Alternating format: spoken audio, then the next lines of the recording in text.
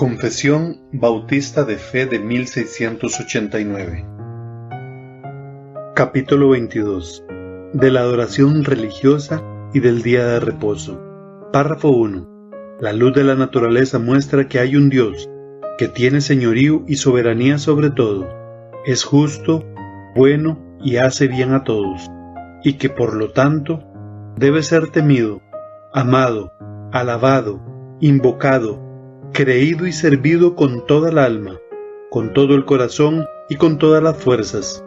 Pero el modo aceptable de adorar al verdadero Dios fue instituido por Él mismo, y está de tal manera limitado por su propia voluntad revelada que no se debe adorar a Dios conforme a las imaginaciones e invenciones de los hombres o las sugerencias de Satanás, ni bajo ninguna representación visible, ni en ningún otro modo no prescrito en las Sagradas Escrituras.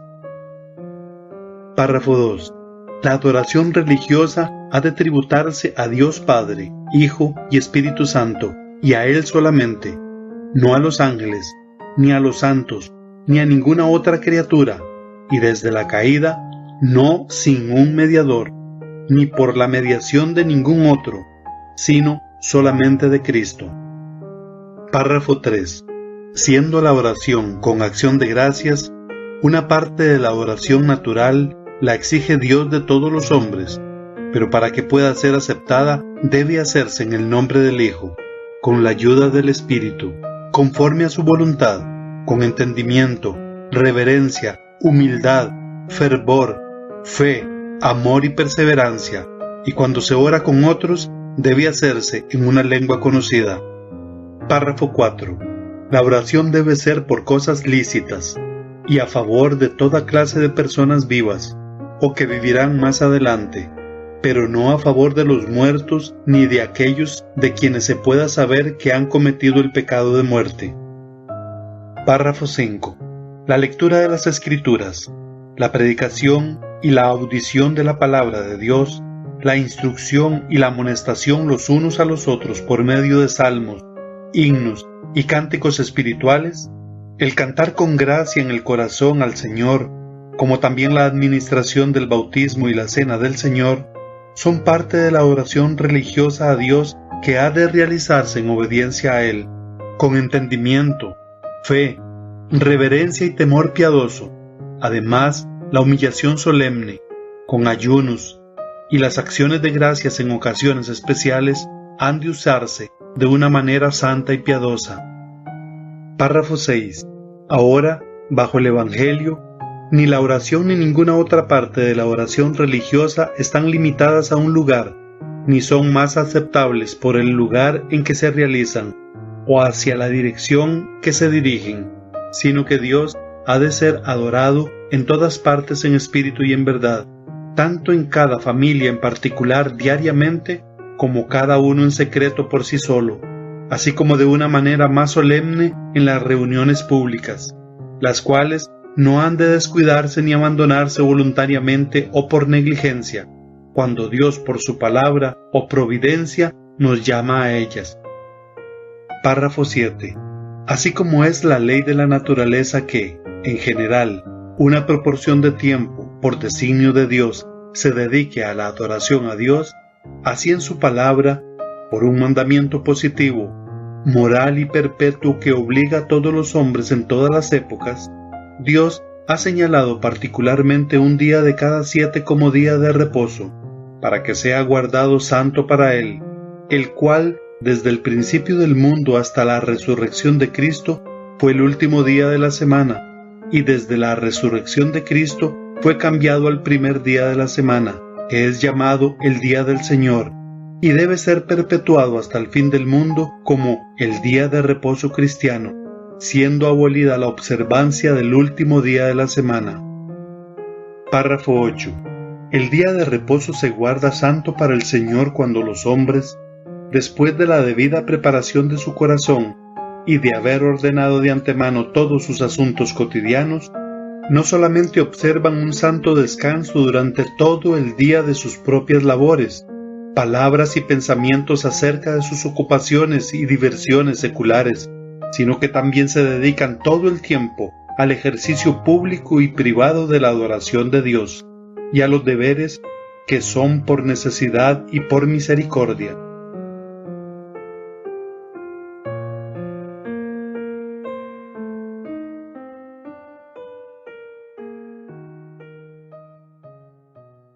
Principio regulador, capítulo 22. Todo el principio regulador en nuestros días es un tanto ignorado. Los cristianos de hoy en día quieren adorar más conforme a su tradición les ha enseñado que conforme a la palabra lo demanda y lo requiere. Todo el principio regulador, podríamos decir que en cierta manera es rechazado. Pero si todo el principio regulador es rechazado, este punto en particular es aún más. Y tiene que ver con la adoración que damos a Dios por medio del canto. Hermanos, debemos saber que la palabra adoración implica más que cantar, ¿cierto? ¿Cómo adoramos a Dios? Adoramos a Dios por la lectura de su palabra, por la obediencia a su palabra. Adoramos a Dios por medio de la oración. Adoramos a Dios por medio de escuchar su palabra con atención. Pero también adoramos a Dios al cantar. Cuando cantamos, decían los puritanos, estamos reconociendo públicamente quién es Dios. Por eso es importante cantar, porque el canto es la manifestación de nuestros corazones proclamando quién es Dios. Usando el principio regulador a lo que debemos y no debemos cantar, ¿cómo lo aplicamos? ¿Cuáles son los 3 puntos del principio regulador? ¿Quién los recuerda? Hay 3 partes claves del principio regulador. En primer lugar, el principio regulador enseña que debemos hacer todo lo que Dios demanda que hagamos, ¿cierto? Hacemos todo lo que Dios demanda que hagamos. El principio regulador enseña en segundo lugar que no debemos hacer lo que Dios prohíbe que hagamos, ¿cierto? Ahora, la mayoría del cristianismo está de acuerdo con estos 2 puntos, pero nosotros insistimos que a la luz de Levítico 10, Mateo 18, 1 Timoteo 3:15, que no solo hacemos lo que Dios dice y no hacemos lo que Dios prohíbe, pero sino todo aquello que no es mandado es prohibido. Entonces lo que vamos a hacer en esta breve sesión es aplicar este principio regulador a los cantos, a la alabanza en la iglesia, a la luz de este principio, cómo es que debemos adorar. Ya hemos establecido el principio regulador, su base bíblica, ya hemos respondido algunas objeciones. Así que creo que como introducción al principio regulador ha sido suficiente. Ahora, por favor, vayan al capítulo 22, párrafo 5. Dice, la lectura de las Escrituras, la predicación y la audición de la palabra de Dios. Estos son los elementos que debe haber en la adoración que a Dios agrada.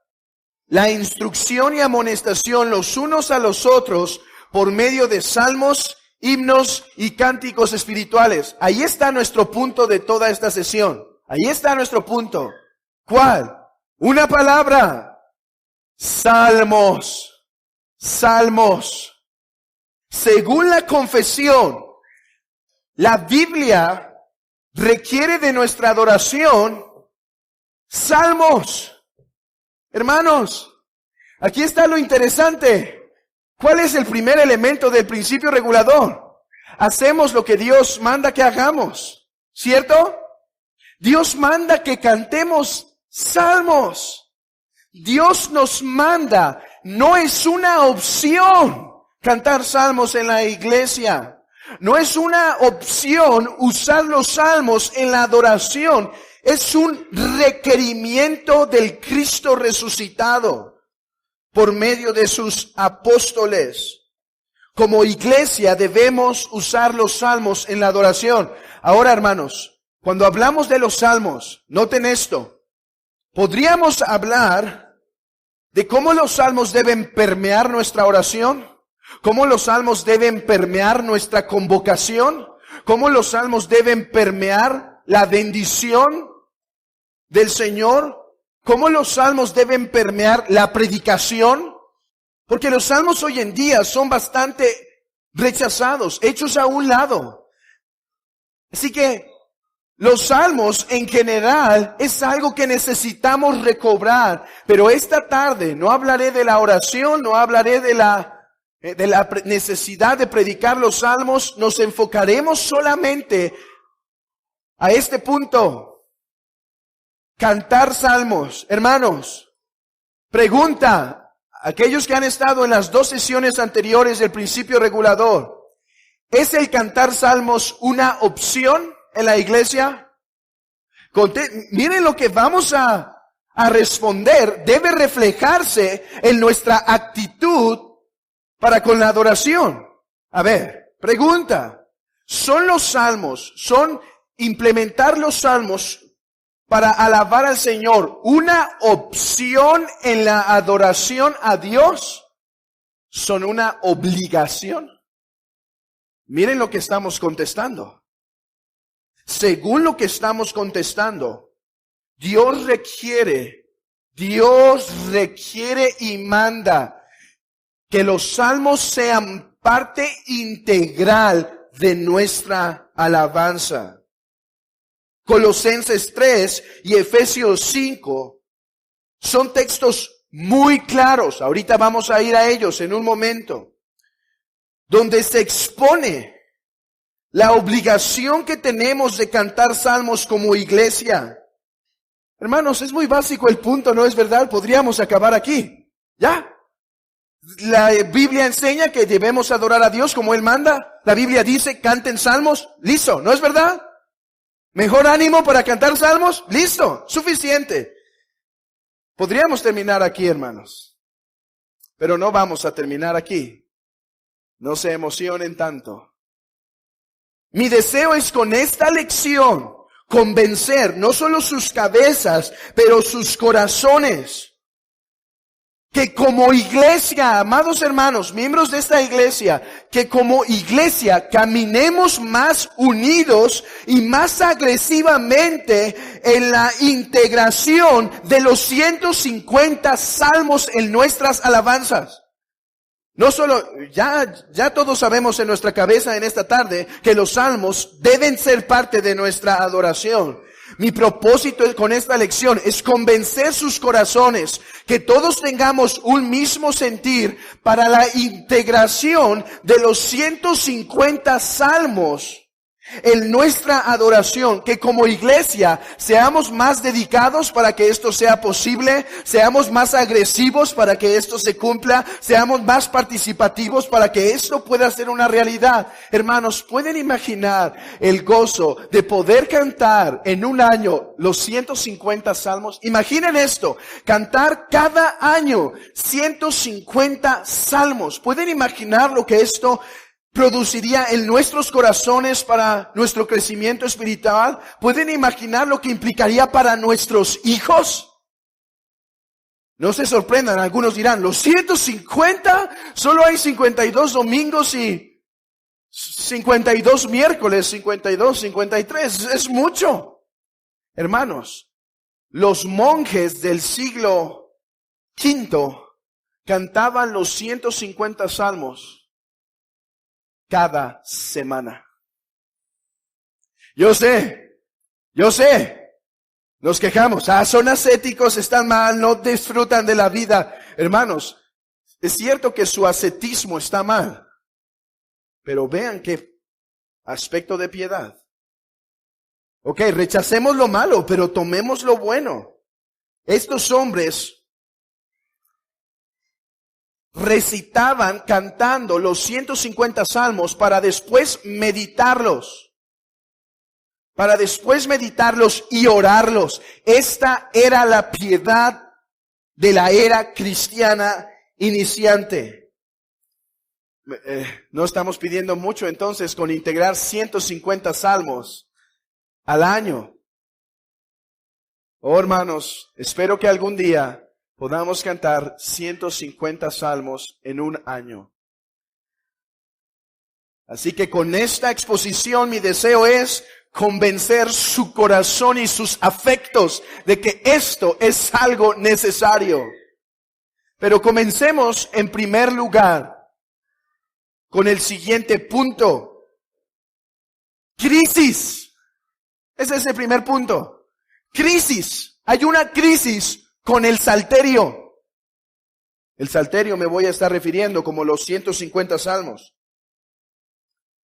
Cuando comenzamos a hablar de los salmos, lo primero que nos debemos dar cuenta es que nuestro cristianismo sufre una decadencia, una crisis. Por eso dijo Robert Godfrey, un teólogo del seminario de Westminster, California. Él dijo esto: la marca de la decadencia de la iglesia es la falta de cantar salmos.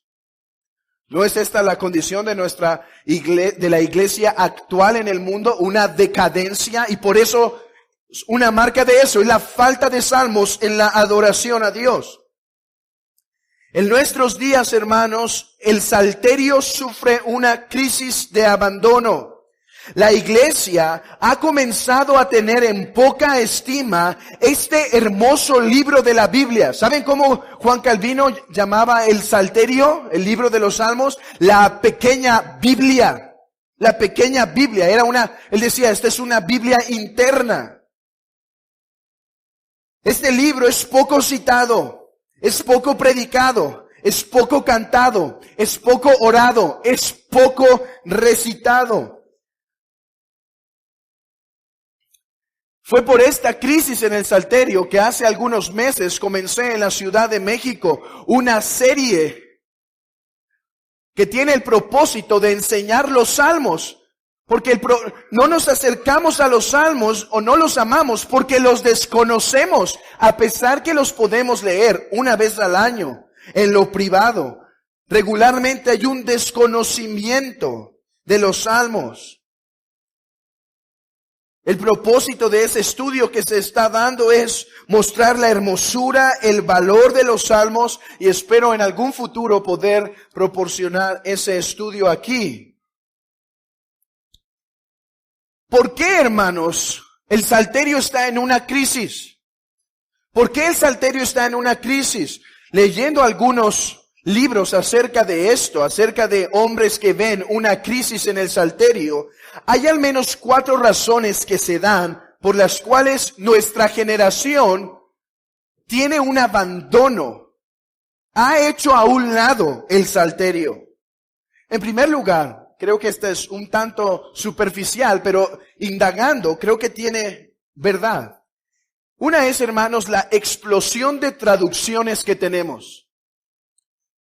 Hay tantas diferentes versiones que hoy en día los salmos ya no nos son tan familiares porque nos es leído o leemos en una versión y después en otra. No estoy en contra de una diversidad de traducciones, pero creo que esto puede traer en nuestros corazones una falta de familiaridad con el texto. Y muchas de estas traducciones, hermanos, están perdiendo el propósito del salterio. Hermanos, ¿qué son los salmos? ¿Qué son los salmos? Una colección de palabras inspiradas de Dios de forma poética para ser ofrecida en la alabanza. 2. Como creyentes, otra razón por la cual estamos poco familiarizados con el salterio es porque como hombres del siglo XXI no hemos sido educados en la poesía y nos parece aburrida. Hermanos, este es un punto quizá un poco superficial y quizá no es para todos, pero en lo general, el joven de hoy en día no lee ya más poesía. Y siendo los Salmos un libro poético, la poesía, hermanos, tiene una forma de transmitir la verdad por medio de la repetición y por medio de la ilustración de verdades naturales. Es por eso que tenemos en los Salmos tantas imágenes que todas abogan a una misma verdad, pero dadas de diferente manera para imprimir la verdad en nuestro corazón. Tercera razón, y esta es más teológica. La influencia del dispensacionalismo nos ha hecho rechazar el Antiguo Testamento en general y con ellos los Salmos han ido también. Debido a que en nuestros días el dispensacionalismo reina, el Antiguo Testamento se ve con poco valor para el cristiano.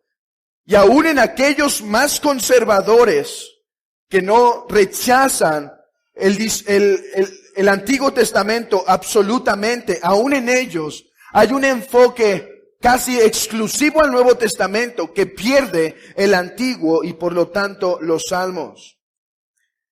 Y otro punto muy relacionado tiene que ver, hermanos, con la falta de teología bíblica. Con esto no quiero decir la falta de... Sí hay una falta de teología escritural que sea pegada a la Biblia, pero me refiero a la disciplina de la teología bíblica, aquella que trata de ver a Cristo en el Antiguo Testamento, aquella que te da los principios para ver la narración de Génesis a Apocalipsis como un solo libro. Entonces, fíjense esto. Los teólogos han dicho que hay quizá 20 salmos mesiánicos. ¿Qué piensan al respecto? A ver, ¿cuántos piensan ustedes que hay? Algunos dicen que solo hay como 6, otros que hay 17, otros que hay como 22. ¿Cuál diríamos que está mejor? Hay uno que dice que hay 50. ¿Qué opinas? Hermanos, ¿quieren saber cuántos salmos mesiánicos hay? 150. Ahora, no todos tienen la misma intención. Algunos hablan más de los sufrimientos de Cristo, otros más de su gloria, otros más de su resurrección. ¿Se acuerdan? Salmo 24, resurrección y ascensión. Algunos como el Salmo 88, el Salmo oscuro, nos habla de cómo Cristo podía aplicar esos salmos en medio del sufrimiento, etcétera. Pero hay 150 salmos, entonces son despreciados en nuestros días porque algunos creen que solo hay 22 y en su más 50 salmos mesiánicos. Es verdad, si Cristo no está en este libro, si Cristo no brilla y no resplandece, es cierto que un alejamiento a ese libro se va a dar naturalmente. Son estas razones y otras más que ha producido en nuestros días un gran alejamiento de los salmos. Un gran alejamiento de los salmos. Hermanos, algo está pasando mal. Ahorita vamos a ver un recuento histórico de cómo desde la iglesia patrística hasta la iglesia de la Reforma y el 1800, los salmos dominaron la adoración. Los salmos dominaron. Hoy no es así. ¿Saben? Hoy no es así. Es cierto, hay un movimiento dentro de algunos círculos reformados, particularmente algunos presbiterianos, que promueven algo que se llama sola salmodia o exclusiva salmodia. Y ellos enseñan que solo los salmos deben ser cantados y ningún otro himno. Les digo algo, no estoy aquí para proponer esto. Pero creo que antes de criticar ese movimiento, deberíamos ver la decadencia en nuestros días para con los salmos. Podemos decir, están mal, no es sola salmodia, pero ¿y los salmos en nuestra vida? ¿En nuestra adoración como iglesia? Es cierto, no venimos a proponer eso, pero les quiero decir algo. Creo que estaría más de acuerdo con ellos que la mayoría del evangelicalismo de nuestros días por el amor que ellos tienen a los salmos. Creo que estaría más tranquilo cantando salmos todas las semanas que no cantando nunca los salmos. Es cierto, sí, algunas iglesias cantan salmos. Un versículo de un salmo, cantan esa misma estrofa 10 veces. Y piensan que entonces están cantando salmos. No estoy hablando simplemente de cantar un versículo de un salmo en nuestra adoración. Hermanos, como decían los reformadores, estamos diciendo de cantar, de poner salmos completos en nuestra adoración. Yo propongo que la adoración que no contiene salmos en la iglesia es deficiente. Una iglesia sin pastor sigue siendo iglesia, ¿es verdad? Sí, hay un cuerpo de cristianos que están unidos. Una iglesia sin pastor sigue siendo iglesia, ¿cierto? Pero eso no significa que así deba ser. Eso significa que esa iglesia está en una deficiencia. O sea, debemos orar para buscar que el Señor levante un pastor en esa iglesia. Lo mismo creo de los salmos. Una iglesia sin salmos sigue haciendo una adoración a Dios. Pero sin salmos podríamos decir que es deficiente, incompleta. Los salmos no son una opción. Tú lo acabas de decir hace un ratito. La mayoría contestó. Dije, ¿los salmos son opcionales? Dijeron que no. ¿Los salmos son obligatorios? Dijeron que sí. Por lo tanto, hermanos, a la luz de esto, una adoración que está falta de salmos, hablando congregacionalmente, es una adoración que está incompleta. Permítanme entonces, ya hemos visto la situación actual del salterio y la crisis. Ahora permítanme contrastarlo, hermanos, en un resumen de 5 a, quizá 15 minutos, de la historia de la iglesia y los salmos. Quiero que vean, y espero que nos asustemos todos juntos. Que nos asustemos al ver cómo estamos separados de 2000 años de iglesia. Habiendo expuesto, hermanos, estas razones que ponen en crisis el salterio, y hermanos, la mayoría de nosotros venimos de iglesias donde casi nunca se cantaban salmos. Y si sí, era un salmo de 2 versículos que se cantaba 10 veces o muchas veces. Así que no tengo que seguir mostrando que hay una crisis de los salmos en nuestro mundo evangélico. Creo que todos están conscientes que hay una crisis. La iglesia apostólica. Vamos a comenzar al revés, no al revés, pero vamos a saltarnos la iglesia apostólica un momento, hermanos. Porque mi argumento bíblico, este es mi argumento histórico, mi argumento bíblico será la iglesia apostólica, porque ellos son nuestro patrón de adoración. Así que comencemos con la iglesia patrística, aquella más o menos del 100 en adelante, del año 100 en adelante hasta el 400, 500, 600, más o menos en ese tiempo. Tertuliano, por ejemplo, testifica que el cantar salmos no solo es un elemento esencial de la adoración de sus días, un elemento ¿qué? Esencial de la adoración de sus días, sino que ha venido a ser parte esencial de la vida de todos los días. Ok, cantamos salmos en la iglesia, pero según Tertuliano, la influencia de los salmos en la iglesia fue tan grande que los hermanos estaban cantando los salmos en todo lugar. Eusebios dijo, el mandato de cantar salmos en el nombre del Señor fue obedecido por todos en todo lugar. El mandato de cantar salmos, según Eusebio dice, es una realidad. Todos los están cantando. Basil el Grande, en su predicación del Salterio, dijo, los armoniosos sonidos y mezcla de doctrina no solo se cantan en la iglesia, sino en las casas y en los mercados. ¿Cuándo fue la última vez que cantaste un salmo? No voy a decir que en el mercado, pero en tu casa, hermana, en tu casa, hermano. ¿Cuándo fue la última vez que esos adornaban tu hogar? Y podríamos seguir con lo que dijo Agustín, con lo que dijo Crisóstomo, con lo que dijo Atanasio. Por ejemplo, Atanasio dijo que cada salmo debe ser cantado en la iglesia. No solo partes, cada salmo. 150 salmos. Y después dice, y cada el texto de la Biblia debe ser leído. Pero para resumir este tiempo, podríamos irnos al concilio de Braga. Hubo un concilio, no fue un concilio ecuménico. O sea, un concilio universal, fue más un concilio, podríamos decir, nacional. No todas las iglesias estuvieron de acuerdo, pero es interesante el dato. Escuchen esto. Se decretó en el concilio de Braga que solo los salmos e himnos del Antiguo y Nuevo Testamento, o sea, por ejemplo, algunos creen que Filipenses tiene un himno, algunos creen que Timoteo tiene un himno, o por ejemplo la alabanza que Moisés dio. A eso se refiere. Solo los salmos e himnos del Antiguo y Nuevo Testamento. Y nada de naturaleza poética debe ser cantado en la iglesia. Oh, wow. Vean esto. Solo salmos e himnos del Antiguo y Nuevo Testamento deben ser cantados en la iglesia.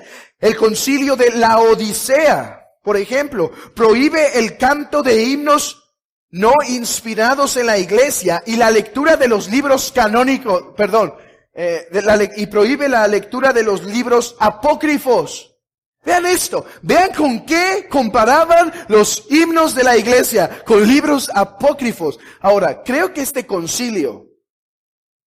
concilios particularmente estaban tratando un problema que a través de cantos los gnósticos intentaron meter enseñanzas herejes al pueblo. Así que por eso creo que hay esta connotación. Pero vean esto, hermanos. Como resume una autoridad en este tema, desde tiempos tempranos el Salterio ha sido el libro de himnos y un libro de oración para la iglesia. Desde estos tiempos tempranos eran los salmos que dominaban. Un hombre, una autoridad que se llama Oliphant Old, un hombre, no sé si ya murió, tiene 7 tomos, no sé si 11 tomos, donde traza la adoración desde los siglos tempranos hasta los siglos modernos. Un tomo para cada era de la iglesia. Grande este material. Y esa autoridad en cuanto a la historia de la liturgia de la iglesia durante todo este tiempo, reconoce que himnos se introdujeron a la iglesia desde temprano. Pero vean esto. Dice este autor, pero los salmos siempre tenían prioridad en la iglesia.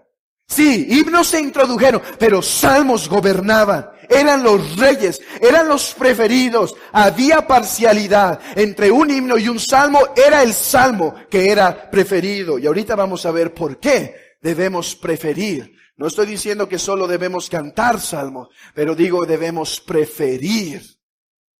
En la iglesia de la era medieval sabemos que hubo mucha superstición, pero los salmos siguieron siendo parte esencial de la vida de la iglesia. Eran los monjes que memorizaban los cantos y los cantaban diariamente. Los salmos fueron parte de la vida monástica y, como he dicho, algunos monasterios dividían los salmos de tal manera que se cantaran todos ellos en los 7 días de la semana. Pasando al tiempo de la Reforma, teniendo como propósito, ¿cuál fue el propósito de la Reforma, hermanos? No fue inventar doctrinas. No fue crear una nueva iglesia. El propósito de la Reforma fue, nos hemos apartado de la pureza apostólica, regresemos a los orígenes. ¿Saben cuáles fueron de las actividades más escandalosas hechas por Lutero y de las iniciales? El salterio en la lengua común del pueblo para que fuera entonado por todos los creyentes. Martin Butzer, otro hombre, hizo lo mismo. Juan Calvino. Está el Salterio de Ginebra, el cual nosotros estamos utilizando para el cantar salmos en nuestra iglesia. Juan Calvino, su Salterio se tradujo al español, al inglés, al alemán, al holandés, 24 idiomas. Este salterio fue llevado a 24 diferentes idiomas. Estas fueron, hermanos, de las acciones principales de los reformadores. Recobrar la adoración pura de la era apostólica, y su primera acción era llevar los salmos. Era llevar los salmos a toda la lengua. De hecho, estos fueron de los primeros libros que se publicaron cuando los peregrinos, huyendo de la persecución en Inglaterra, llegaron a América. Y fueron de sus primeras publicaciones, salterios. ¿Puedes ver? Cantar salmos, dice un autor, llegó a ser una de las marcas más claras del protestantismo reformado. ¿Cuál dirías que es la marca del protestantismo? De la reforma, la justificación de la sola fe. ¿Cierto? Y sí, es una de las principales. Soli Deo Gloria. ¿Sabes qué dirían algunos? Salmos. Salmos. Como dijo Sinclair Ferguson, haciendo una broma, ¿cuál es la característica principal de un cristiano? ¿Cómo saber que un cristiano ha nacido de nuevo? Dice, cantará salmos. Cantará los salmos de David. Los reformadores insistían, en la época medieval se hicieron algunos cortes a los salmos y ellos insistían que todos debían ser integrados. Dice Juan Calvino, no vamos a encontrar mejores canciones ni ningunas más adecuadas para el propósito que fueron hechos, debido a que el Espíritu Santo habló a través de ellos. Pueden ver que hay algo mal si no estamos en un sentir de un anhelo de integrar los salmos a nuestra adoración. Es más, hermanos, por eso es que digo que debemos tener una preferencia a los salmos que a los himnos. Los himnos son hermosos, enseñan verdad, pero solo los salmos son los oráculos de Dios. Son, hermanos, son los cánticos inspirados. Señor, ¿qué debemos creer? Eso deben creer. Señor, ¿qué debemos cantar? He aquí el salterio. Los salmos tienen la preferencia deben tener la preferencia en nuestra adoración a Dios. Pasemos al tiempo del puritanismo. Ya hemos visto era patrística, un poco de era medieval. Vamos a ver, hemos visto la reforma, ahora un poco del puritanismo. Del 1600 al 1800, el salterio tuvo dominio sobre la alabanza de los puritanos. Tanto que en aquel documento que puedes encontrar en el internet llamado Directorio de Adoración Pública, hagan de cuenta que se hizo la Confesión de Westminster, se hizo el Catecismo Menor, el Catecismo Mayor y se hizo este documento. Es como un acuerdo de la adoración que se debe dar a Dios. Y en este documento, donde todos estos hombres estuvieron de acuerdo, dice esto: adorar a Dios públicamente por medio de cantar salmos juntos como congregación y también en privado y como familias. Salmos. ¿Qué debe haber en la iglesia? Salmos. Hubo una explosión de los salmos que hoy en día se denominan como salmos metrificados, desde el tiempo de Juan Calvino hasta el tiempo del puritanismo. Estos salmos son arreglados de tal manera que tengan una secuencia más como en forma de himno, una secuencia más estructurada. Fue el 1850 y en adelante. ¿Algo les suena el 1850? Algo pasó por ese tiempo, hermanos. Mundialmente, bueno, no nos alcanzó a nosotros, pero en Europa principalmente. El tiempo de la iluminación, sí se dice ilustración, perdón. El tiempo de la ilustración, el liberalismo. Y fue en este tiempo donde debates se dieron en Inglaterra, en Escocia y en América, Estados Unidos, si himnos iban a ser integrados. Uno de los mayores proponentes de que los himnos fueran integrados en la adoración, aparte de los salmos, fue Isaac Watts. Quizá conoces de él, un hombre que trabajó en la lógica bastante. Pero ¿cuál es el punto aquí? El punto no es si Isaac Watts estaba bien o no. ¿Cuál es el punto, hermanos? Miren, hoy les he dicho, salmos deben estar en nuestra adoración. Y esta es incompleta si no están los salmos. ¿Saben? Muchos están espantando. Muchos están diciendo, caramba, ¿qué estás diciendo?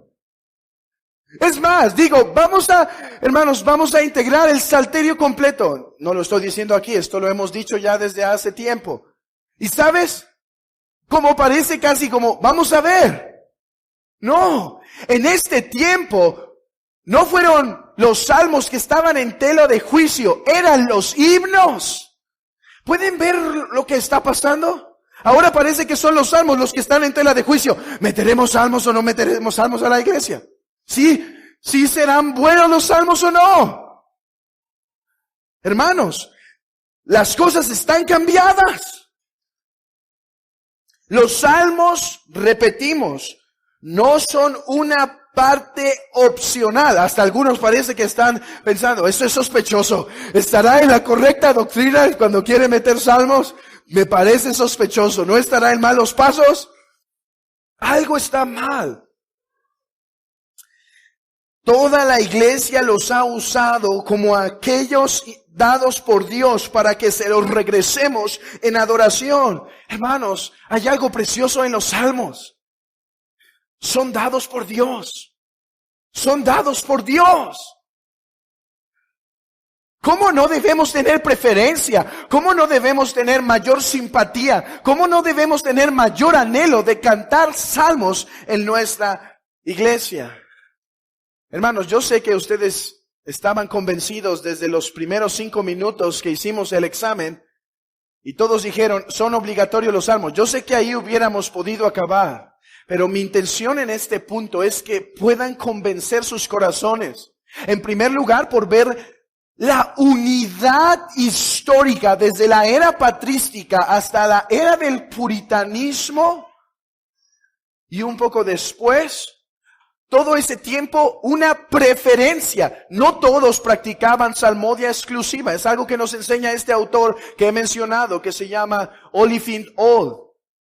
Él mismo dice, muchos reformados también tenían himnos. No era sola salmodia en todos los casos. Pero lo interesante aquí es que todos tenían, lo llama una parcialidad. ¿Se acuerdan que somos llamados en Santiago a no ser parciales? ¿Se acuerdan que somos llamados a tener equidad con todos? Ok, en los salmos y en los himnos puede ser parcial, hermano. Podemos preferir los salmos. Pero ahora nos falta hacer una demostración bíblica de esto. Algunas citas solo las mencionaré por causa de tiempo. Pero empecemos con la alabanza del pueblo en el antiguo pacto. ¿Cuál era la alabanza del pueblo en el antiguo pacto?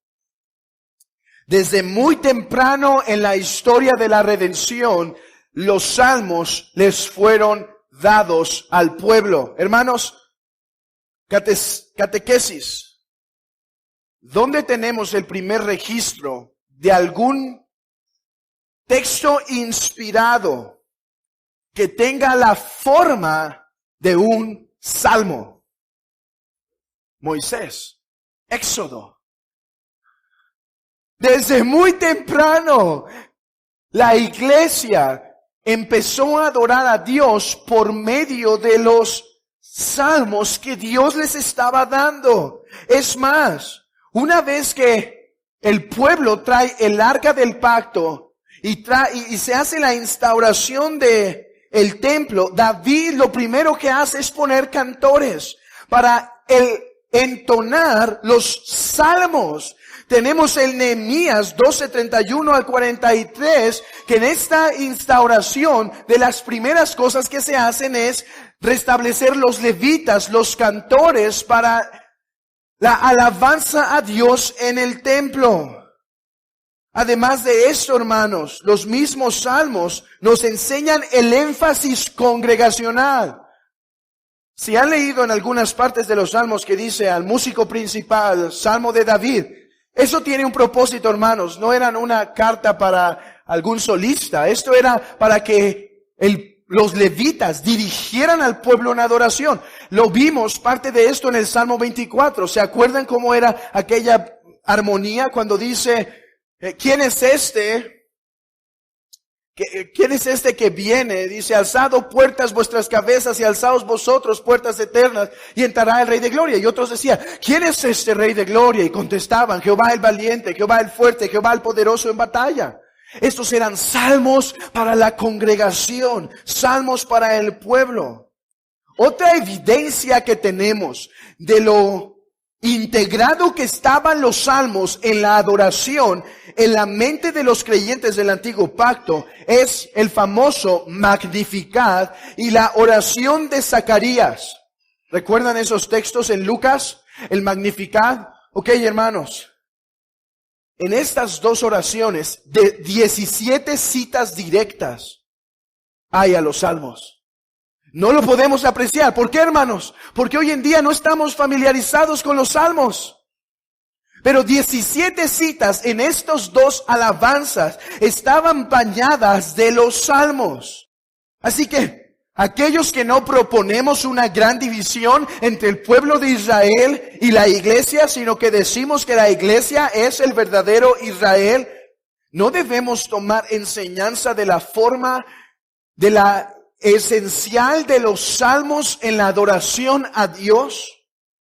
Segundo punto, hablando de bíblicamente, ¿por qué los salmos deben ser preferidos? Han sido hermanos, dime el himno más antiguo. Y sabes, por más antiguo que sea, no tiene más que 2000 años. Los salmos no solo nos unen a la iglesia, nos unen a 3000 años del pueblo redimido de Dios. Nos unen al mismo éxodo. ¿Pueden ver la espiritualidad de estos salmos? Pero además, ¿por qué debemos cantar salmos? ¿Quién de aquí es cristiano? No tienen que levantar la mano, hermanos. ¿Qué es un cristiano? Ya hemos visto eso, ¿se acuerdan? Vimos que es un cristiano en Juan capítulo 1, cuando los discípulos siguen a Jesús. ¿Qué es un cristiano? Ya les di la respuesta. A los que siguen a Jesús. Hermanos, los salmos fueron las alabanzas del Mesías. Los salmos fueron las alabanzas del Mesías. Hoy vimos el Salmo 69 siendo citado por el Señor.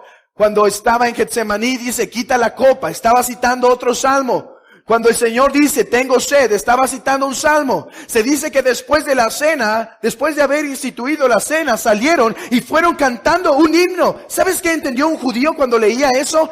Lo que se llama el Halel. Aquella porción de los salmos del 113 al 118. Aquellas canciones que eran ofrecidas en la adoración a Dios, en la Pascua. Estas eran las alabanzas del Mesías. Esto era lo que el Mesías cantaba. Aún estando en la cruz, ¿qué citó? Dios mío, ¿por qué me abandonas? Salmo 22.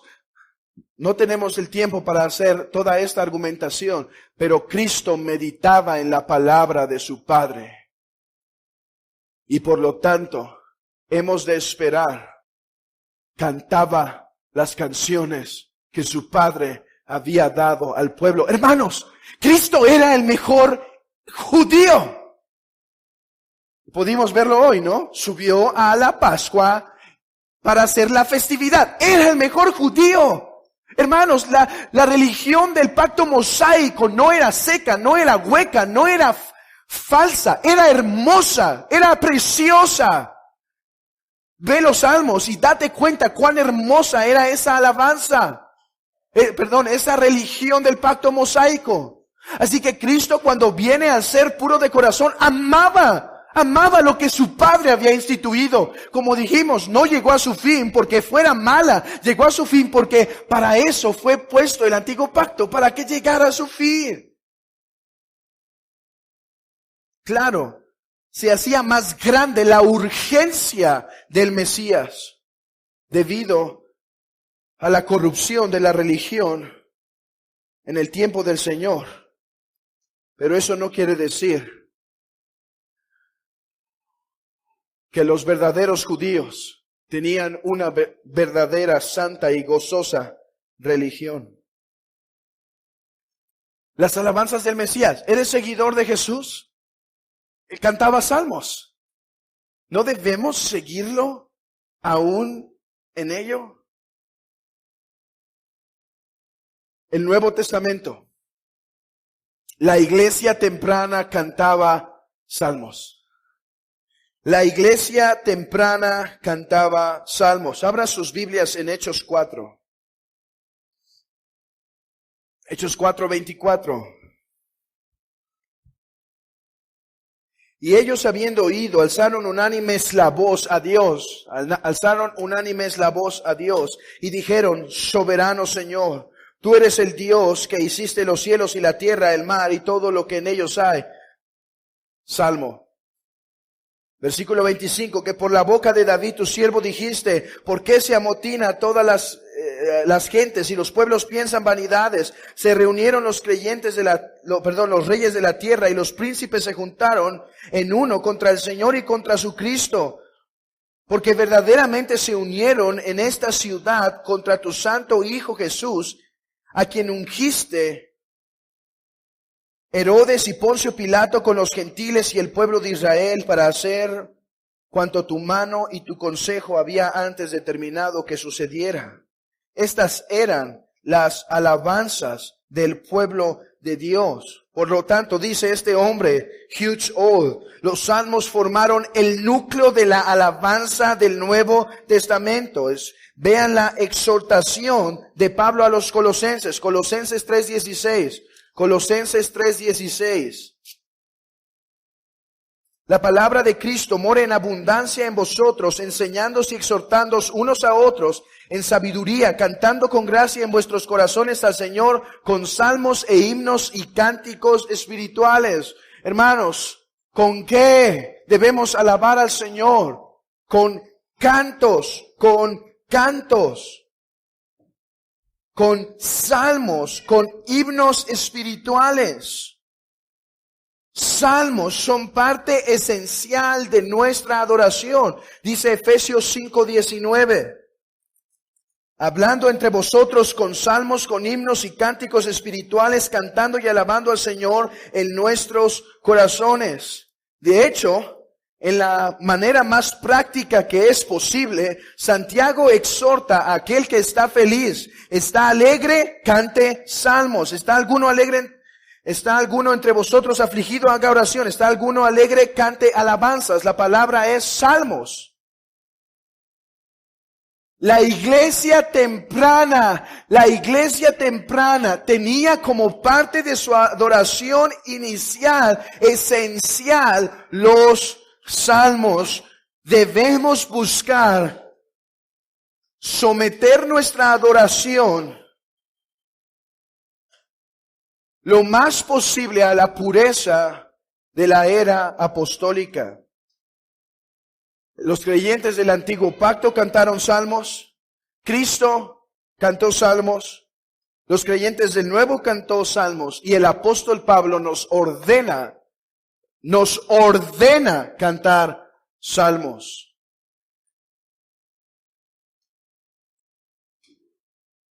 Cinco beneficios, y con esto terminamos. 5 beneficios de cantar salmos en la iglesia. En primer lugar, hermanos, no vamos a cantar salmos por los beneficios, pero esto es algo extra. Cantamos salmos porque Dios mandó que cantáramos salmos. Sencillo. Pero vean esto. Al ser los salmos lo que Martín Lutero llamó una pequeña Biblia, con esto él quería decir, toda la doctrina la tienes en ese pequeño libro. ¿Qué quieres saber? ¿El carácter de Dios? Ahí está. ¿La pecaminosidad del hombre? Ahí está. ¿La venida del Mesías? Ahí está. ¿El reino del Mesías? Ahí está. ¿Los sufrimientos de cristianos? Ahí está. ¿La santidad? Ahí está. ¿La glorificación? Ahí está. ¿La justificación? Ahí está. ¿El arrepentimiento? Ahí está. ¿La consolación? Ahí está. ¿El temor? Ahí está. Por eso decía Martín Lutero, es una pequeña Biblia. Un beneficio de cantar continuamente los salmos va a ser la apropiación de doctrina, no solo por escuchar la predicación, pero por cantar continuamente los salmos. Hermanos, ¿Cómo podremos olvidar el Salmo 89, el Salmo 2, Salmo 24? Todos tan mesiánicos. Qué hermoso poder memorizar aquel Salmo, el 139, que habla de la omnisciencia de Dios, que estamos cantando en nuestra iglesia. Aquel Salmo que nos habla de la omnisciencia de Dios, cómo nos formó, cómo nos protege, cómo Él sabía quién éramos. Qué hermoso, el Salmo 19. ¿No es hermoso saber la Biblia, su revelación? Los cielos cuentan la gloria de Dios, pero nos has dado oráculos. Estos oráculos son perfectos. En ella te revelas a ti, hermanos. A través de cantar los salmos, la más pura y excelsa doctrina estará siendo metida en nuestra mente y corazón. 2. No solo estaremos bañados de doctrina, sino estaremos bañados de conceptos cristológicos. Los salmos continuamente nos apuntan a Cristo y el cantar nos permitirá contemplar no solo la doctrina de los salmos, pero al Cristo de los salmos. Al Cristo de los salmos. Esta es una cosa que, hermanos, que debemos aprender de los apóstoles. ¿Sabes cuál fue el libro que más citaron los apóstoles? Salmos.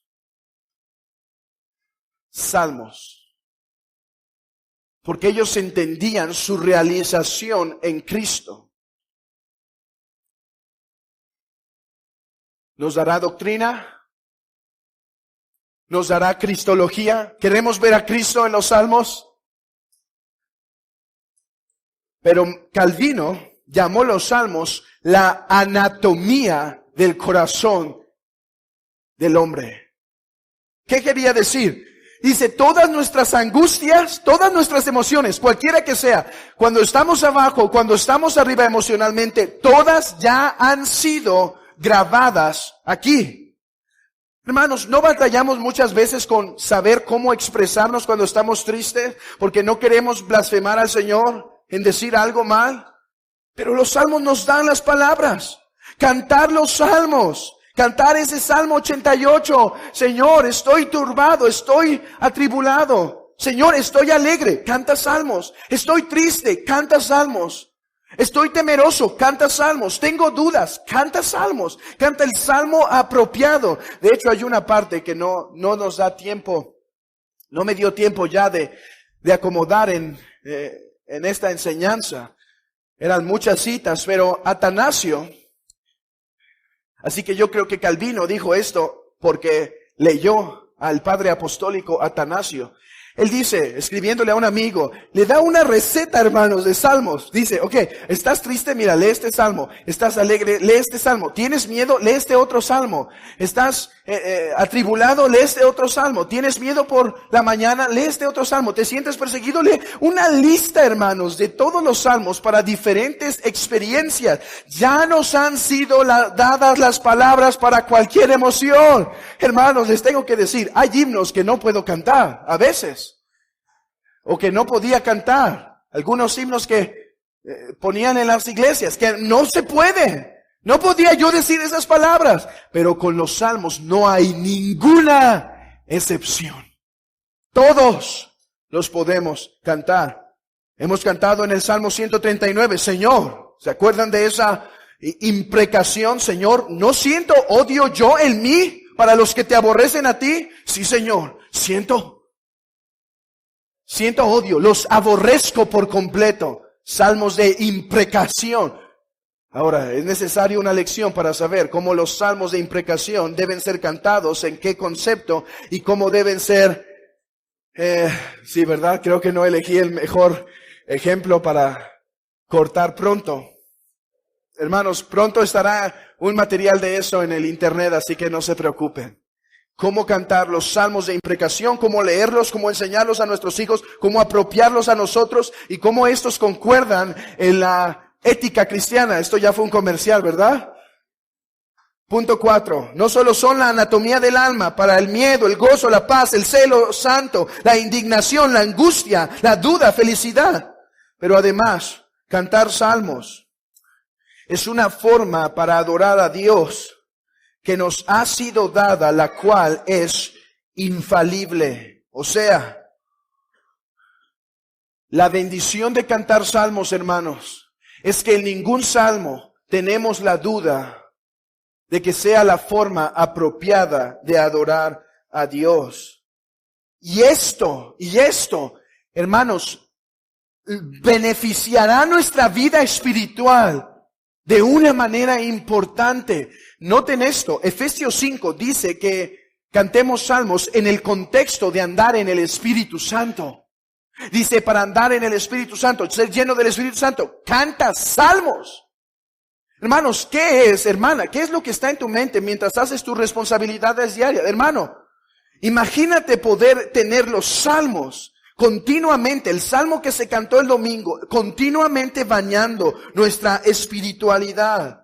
¡Cuán grande beneficio!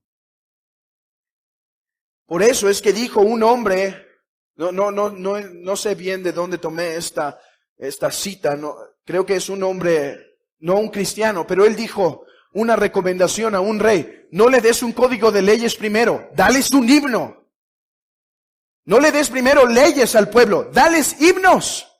Dale un himno nacional. ¿Por qué? Porque él sabía que la música tenía el poder de implantar en nuestros corazones sentimientos y realidades espirituales para que después la ley simplemente fuera obedecida fácilmente.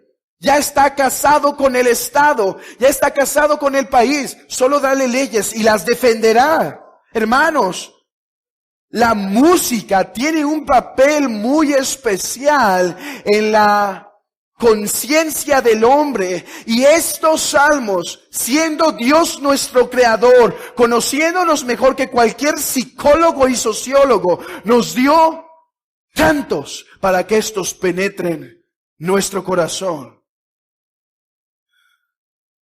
Debemos preferir los salmos en nuestra adoración.